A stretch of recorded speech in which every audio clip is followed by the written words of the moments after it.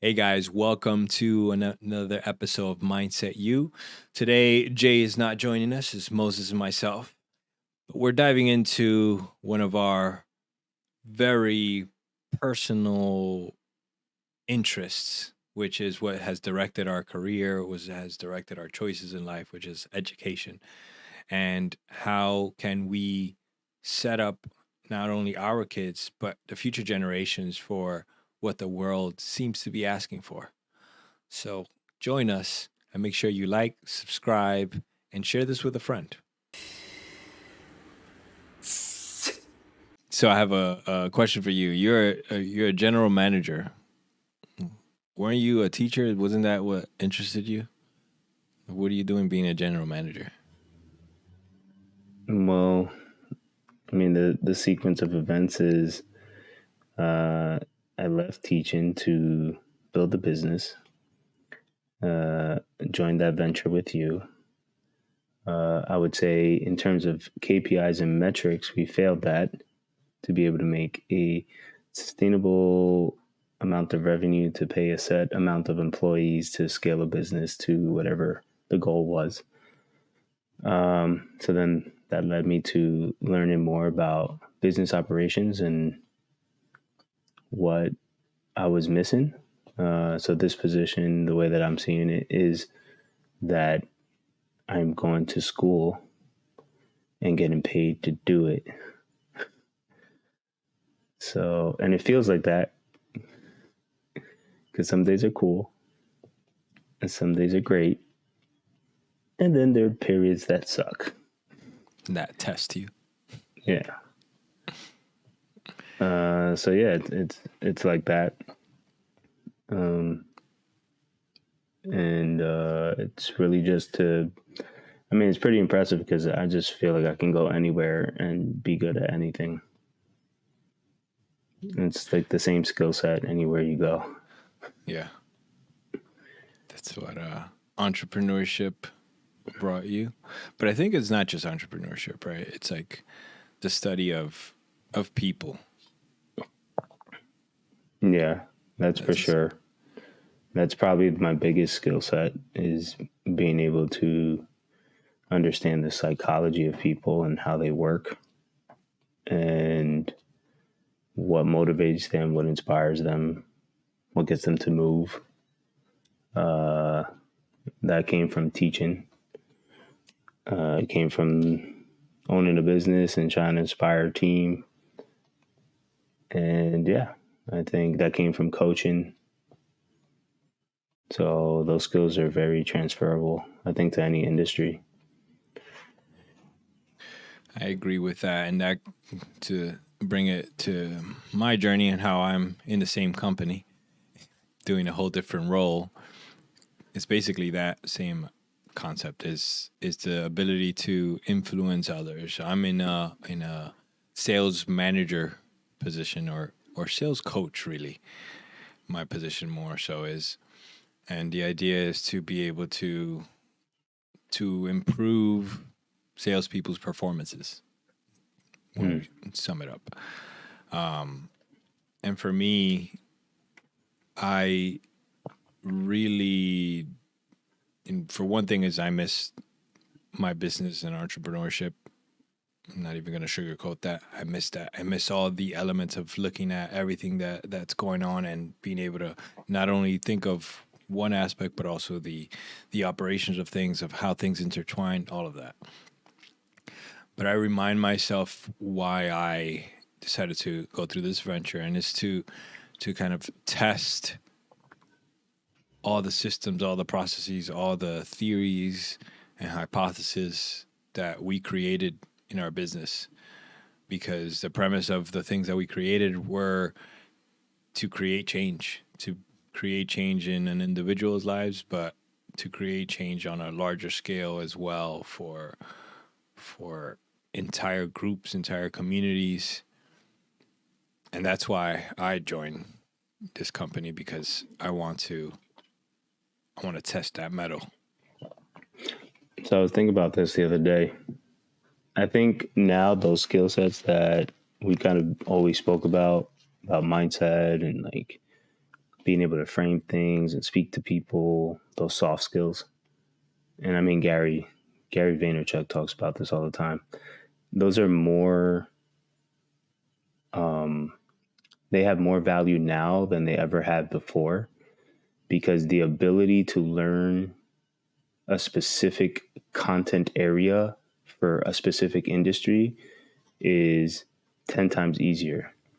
You can go onto YouTube, you can read an article, you can take a course and have the content knowledge to be able to deliver on that specific industry.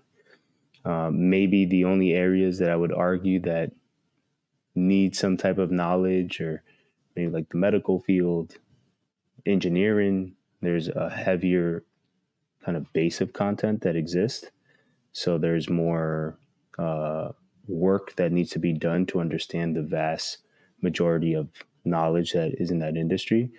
But if you go into a business and you're an operations manager, or you're in sales, customer service, and you don't really need to know the industry anymore, because you can learn that on the go as you keep going into it. What you need are the skills to connect with people.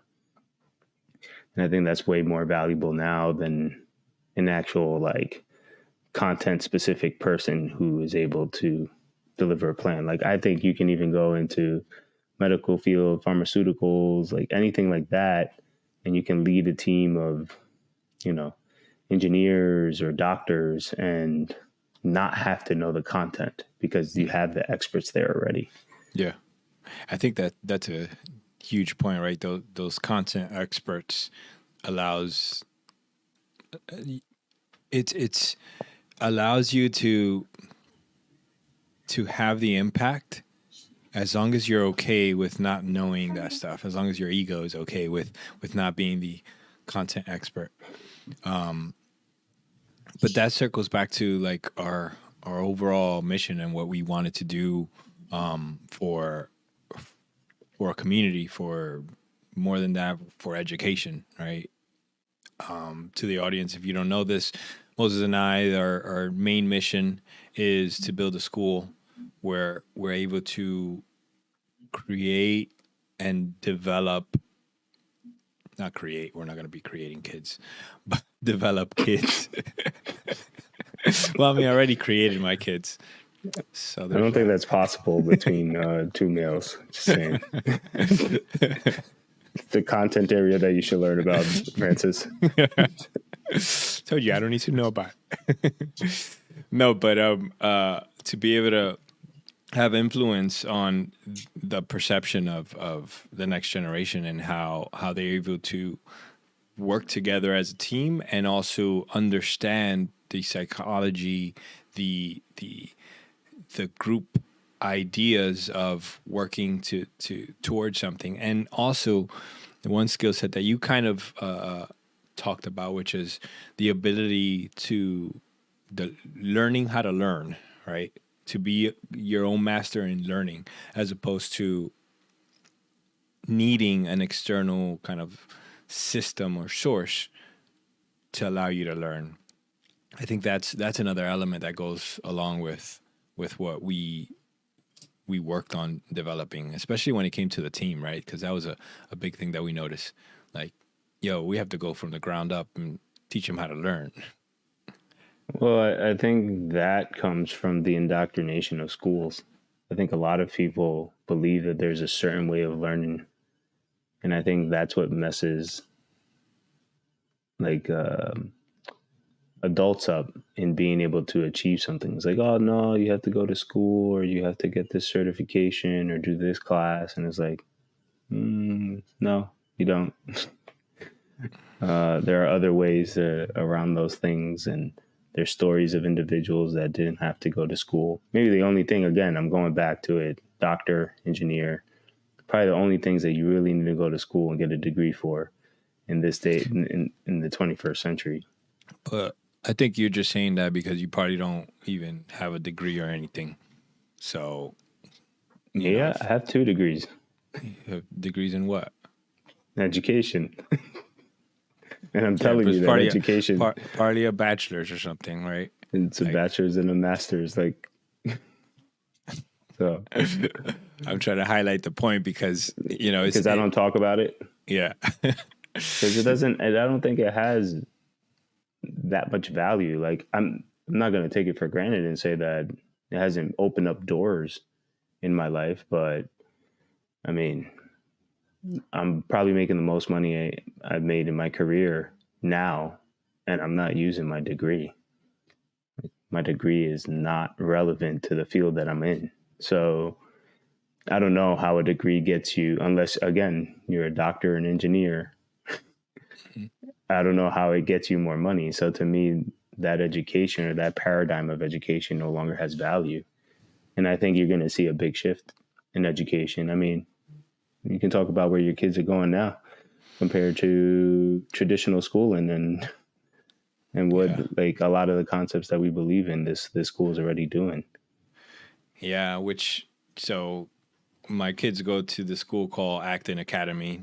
They go to the Bergen one. There's a lot. I went on the website and I saw how many. They're all over the country. But it's a whole reimagined type of school. And Moses and I, we created this when we first started kind of working on this idea. We created this video. Remember that video? Mm-hmm. Is that Nico? That's Nico. We created a video to kind of promote the concepts that we were looking after, right? And we talked about how the school of the future is going to focus on giving experiences, right? We called it Life Academy, living in and for experiences. And that whole concept was crazy because when Moses was doing research, or you were talking to somebody, I don't remember how it was, you learned about the school, sent me the school, and the description of the school was exactly like what we created for, like our vision for what we created. So it's crazy to see that because number one, it highlights the fact that there is a need, and many other individuals are seeing the future in the same way. But then, furthermore than that, the results of it is what's the most impressing aspect. So my kids, for example, they've started this year to go to this school, and the amount of transformation that I see with them, not only from like, oh, they understand subjects a lot better and so on and so forth, like the academic stuff, but the level of confidence and their way, their ability to articulate ideas and examine and debate things, that is what's most impressive. So just to give you an example, we were talking to Logan and Emma, Paola and I, were my wife, we were discussing with them. They were telling us they have this idea for a business, and they've been doing this for a few weeks with their cousin. They've been coming up with ideas. So we ask them about it. You know, we think it's just kids doing these little businesses like I remember doing as a kid. And then these kids start telling us about their break-even points. They start sharing about their next phases in the business once they hit certain markers. They're talking about marketing. They're talking about sales. I was blown away because I had no influence in this. All I did was ask them, and they're sharing this. But the key factor with that is that the mindset that is incorporated in a school that looks at education entirely different, as opposed to a teacher in the front lecturing at a child. This system is really based off from bottom up. The kids lead their own education. There's obviously markers, there's things that they need to achieve, but the way that those things are pushed forward is not through a hierarchy of consequences. If you don't do this, you're gonna have to pay for it this way. It's from an intrinsic standpoint. It's from a community standpoint. So the kids hold each other accountable, and they have this idea of they call it Falcon Bucks, which is like their currency in the school, and that's basically their grades. How much Falcon Bucks they have is their grades. So when they do focus work, they make Falcon bucks. When they hit their goals, they make Falcon bucks. When they also have their own ways to freelance and sell things and make Falcon bucks in that way. But then there's also consequences when they're losing too many Falcon bucks, like my son, who hadn't been following his goals. He didn't achieve the goal that he was supposed to by a certain point, and he ended up with negative Falcon bucks. And with that negative Falcon bucks, it meant that he was basically suspended from the school. So he had to stay home today from school because if you get 3 strikes, he's been negative Falcon bucks 3 times in this school year. You have to stay home. If you get 9, you get kind of expelled for the year. All right, so there's serious consequences correlated with all of this. And I think that level of awareness and preparation really sets them up for understanding their ability to influence their own outcome. Yeah. And see, a lot of adults are missing that. Absolutely. Yeah. Hey guys, if you're enjoying this podcast, please subscribe, like below, comment, let us know your thoughts, and continue to enjoy. It's there was a TED talk about this, like the soft skills, all the different skills. I forgot who spoke about it, but it's like wiggle wobble skills, being anti-fragile, all those things. Yeah, that's what that school is teaching them. Absolutely. That's what it sounds like. Yeah. And talking about this term soft skills, right? I don't really, not a big fan of it. Actually, I think they're trying to change it, like in psychology. But like one of the things that they also do is like conflict resolution, where they learn perspective. Basically, they learn how to get curious about the other side's perspectives, and they also learn about their own emotions and their physiology and what they're experiencing. So they had the school also has a lot of things that tries to involve the parents, and they had this workshop to show us what the kids work on, which was this one was conflict resolution, and it was all of that. And I was like, wow, this is amazing because the adults in the room, the parents, are learning this there in this workshop. The kids are practicing every day. Like, think about Moses as a general manager. Think about like highly emotionally intelligent individuals. If those are all your employees, if they're all hired in that way, like the ship runs itself, in my opinion. I mean, I think it's possible. Yeah, like it's easier. I think it's very possible when you have leaders who are emotionally intelligent. Because this is what happens. I think that skill increases the overhead of a business in general. I'm going to explain what that means. So your overhead is all of your expenses that it requires to run a business. A lot of your overhead tends to be employees. If all of your employees are highly intelligent, emotionally intelligent, then the assumption is that they are valued at a higher dollar amount. So meaning they're probably not going to be able to execute the jobs that you need them to execute at a lower price range because they're more valuable. So you're going to see those type of people in higher positions, meaning leadership positions. They're going to be, so it's almost like if you're looking at it from a business perspective, you kind of need some non-emotionally intelligent people that don't have that skill. Because again, the learning aspect of a content area is so easy now that the only thing that makes someone valuable are their quote unquote soft skills. Mm-hmm. And I think that's what you're going to get to. Like right now, it's happening in the teaching industry. That's why all these new pop-up schools like Acton are coming up, because you no longer need to be a content specialist. You don't have to know math to teach math. You don't have to know English to teach English. Like, you can go onto YouTube, everything is available to you. Same thing. If you wanted to, be a construction worker at this point, right? If you want to build your own construction company, there are two different set of skills that you need. Construction worker means you need the hard skills, which you can easily go onto YouTube now, start learning, trial and error, apply, get a mentor, coach, learn these skills.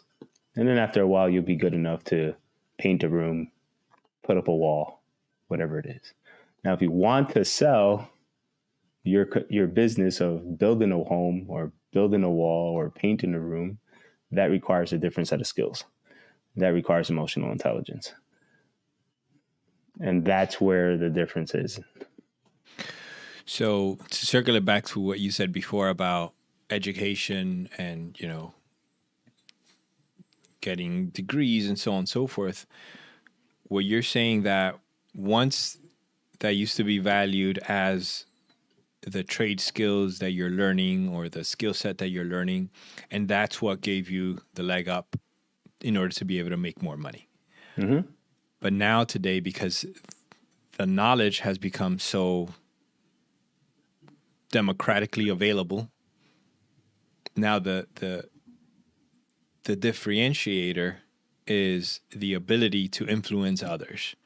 Yep, 100%. So if you're working towards, if you have kids and you want them to be successful, it's not about so much getting specific degrees, but more so about developing or putting them in positions where they are learning and developing these skills of influence. Yeah, absolutely. And with AI coming out, even worse. Like content is, I don't think the position of a lawyer writing a bunch of papers to create statutes and limitations on an agreement is going to exist anymore. A lawyer is going to have to be able to argue, like truly argue something. Mm-hmm. Like a real estate lawyer, like I don't see that position existing in the next 20 years. I don't see it.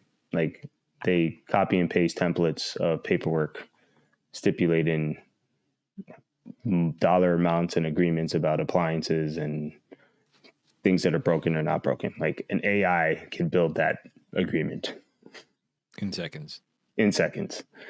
That's an overvalued position that's going to die. So just to kind of look at it from another angle, what do you think about like there's been plenty of dystopian future based movies where they look at that idea and they say, we gave up too much of that information and now we're run by those machines, and then what ends up happening is that we end up becoming kind of useless because we don't know any of the skills.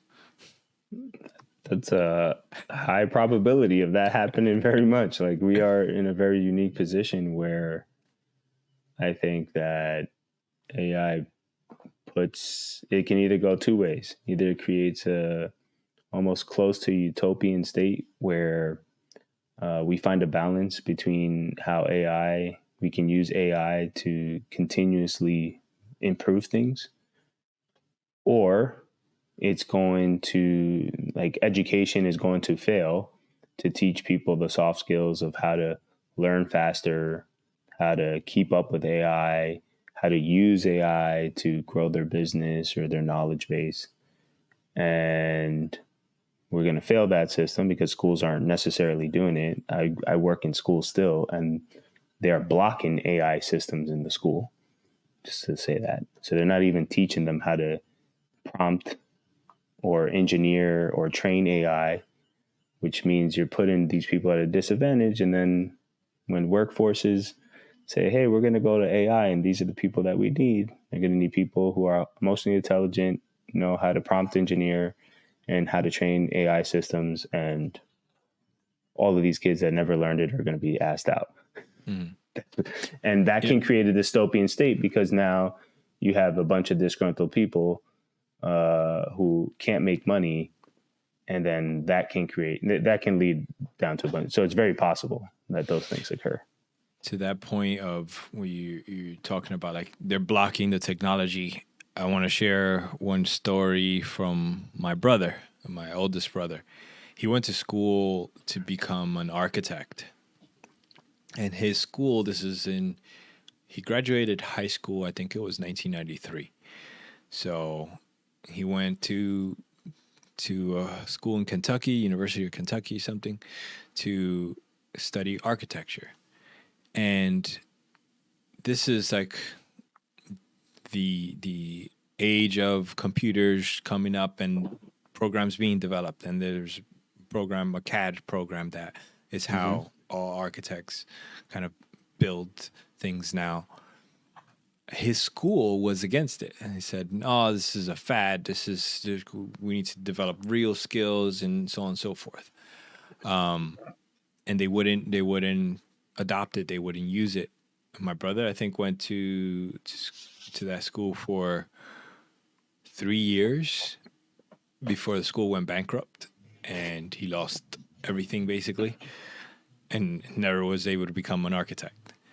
So, like, you were creating a hypothesis of what could happen, but I found it eerily similar to that experience that my brother went through, where we try to reject. We think that the value is the skill set. The value is you need to learn how to do these things, how to lay the bricks. But in fact, we need to learn how to think beyond that. We need to learn how to imagine, how to place new bricks and things like that. And those are the skill sets that I think will set up the next generation for success. Yeah, I think to add on to that, I think it's the learning how to adapt very quickly. I don't think that I think that requires a set of skills. One, being able to learn very fast, eager to learn, eager to create, eager to innovate. So there's this intrinsic kind of belief that you need that you're capable of those things, which that's what school's responsible of doing, is building a belief based off theoretically giving a student a knowledge base that makes them believe that they're capable of achieving something in a career. And in reality, it's not the knowledge base, it's the belief that you can actually learn. And I think that in itself is sometimes what prevents people from shifting their lives. So, like, even in what I do now, when you want to change or innovate the business, the first and the hardest part for me has been to make the rest of the people believe that we're capable of doing those things. Mm-hmm. Why are we capable of doing those things? Well, because you guys have the skills and the knowledge and the ability and potential to change these things, right? If not, then it requires a unique set of people to change those things. But that takes a longer amount of time. And with business innovating as quickly as it does now, you can't have that. So you need people that can just believe that they're capable of changing. And that right there is something that I believe that the school that your kids are going to does at its rudimentary level. It allows the kid to fail and try things and discuss it and give different perspective. And it essentially creates a safe environment to experiment with different ideas and see what can come out of it. Mm-hmm. And that's essentially what a business is. Yeah, and there's the one element to all of that, which is like enjoyment in the process, right? Like, I started this by saying I miss my entrepreneurship, right? Because there's a lot of, you get just beat up on a daily basis in entrepreneurship. Yet you love it. And that's because you fall in love with the process. You fall in love with what the process brings to you. You continuously are improving and getting better. Every time you get knocked down, you have the ability to stand up, and you stand up stronger. And that's what I believe for my kids, the environment they're in allows them to learn, allows them to practice. Because the shift that I see from them emotionally, from last year they were in public school, now they're in this, the confidence, the attitude. He was devastated that he couldn't go to school today. Like, that's real. Like, what kid is devastated they can't go back to school? Like, for a day. That to me is the impact. And yeah, I think. And they translated it into dollars. Mm-hmm. That's the crazy part, because it's like you miss a day of business, you lose Mm-hmm. money. Exactly. You're closed for operations. Like, it's, I don't know. And if you're a parent and you're listening to this and your kid's going to traditional school, and be aware, if they're doing great, they might be structured into a paradigm that doesn't necessarily allow them, unless they're going to be a doctor or unless they're going to be an engineer. Mm-hmm. If your child is not going in that direction, I don't think that traditional schooling is setting them up for success. Mm-hmm. I could be wrong, but that's how I feel. And that's being in education for over 15 years. So what Moses is saying is that it's how he feels, but he has some authority in the subject. I have some pretty hard data that tells me otherwise. On the flip side, me, I went to 1 year of college, of art school, out of all things, and I ended up leaving that basically to pursue coaching, to pursue health. And I say that just to bring it back to the value that Moses was talking about, which is in modern industry, those skill sets that you might be learning in college are not what's being valued. I was hired in a regional position coming from the outside. I have 15 years of working as an entrepreneur, and my skill set was valued to put me in that position without any backing from any education. Because to Moses' point, those are the skill sets that have impact and make shifts in leadership. So, yeah, I also have a little bit of authority. I mean, if you want to recap, I think that what I've understood from today's conversation is that these quote unquote soft skills are essentially becoming more valuable as knowledge and content becomes more accessible. And if you have children or even yourself, the best thing you can do is teach them how to be resilient, how to learn, like become good at learning, not a specific content, but the actual skill of learning, and being able to become more emotionally intelligent with these softer skills. I think those are the more valuable assets that are going to give you the top dollar in the next 10 to 20 years. Or AI destroys us all. So yeah, don't forget to like, subscribe. You can listen to us on any podcast channel, Spotify, Apple Podcasts, whatever you guys like. Mindset U. And then also check out our website, VidaProject.com, and our YouTube channel. Make sure you follow and subscribe. And share this with all the parents out there. Peace.